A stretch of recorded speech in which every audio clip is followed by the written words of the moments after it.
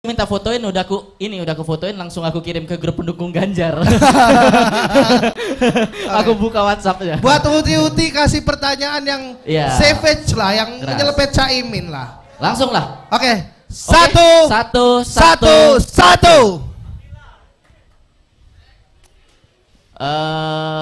Itu ibu yang yang kerudung.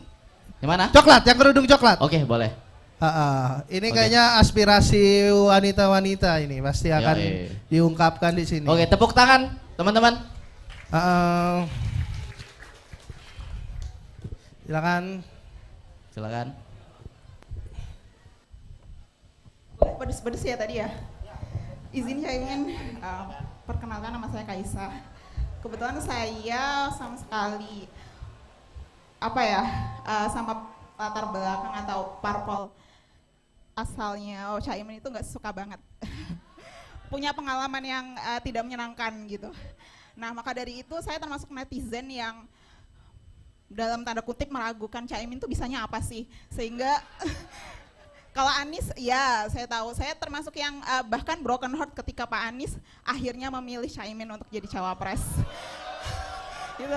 Nah, untuk itu ketika saya aminkan untuk memilih nomor 1, tapi dengan cawapres Caimin ini saya sulit untuk ngajak teman-teman yang Ganjar sudah ada hasilnya di Jawa Tengah, kemudian Gibran di Solo, nah Caimin itu apa gitu. Terima kasih. Ini benar-benar selepetan pahit ini. Ya, terima kasih. Memang a priori itu muncul ya ketika berita-berita politik tentang partai misalnya. Tadi kan mulainya dari partai ya. Tapi kita harus lihat berbagai produk lah ya. Produk dari yang dilihat itu kan hiruk pikuk partainya. Rata-rata kan begitu.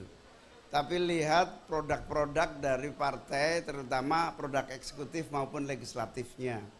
Yang kedua,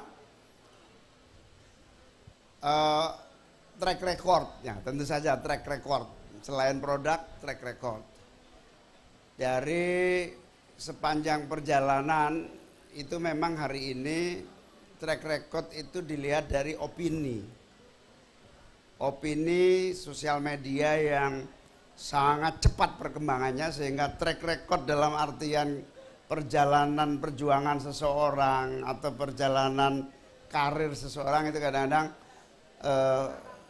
dilihat dari yang ujung, gimmicknya. Nah, saya bisa bertaruh, saya dari kecil sudah aktif di sosial kemasyarakatan, mahasiswa sama-sama Mas Anies di gerakan mahasiswa, kemudian ditarik di politik untuk mewarnai di partai politik. Ya alhamdulillah, produk-produk di eksekutif legislatif selama saya puluhan tahun di politik bolehlah diadu dengan yang lain lah, calon yang lain.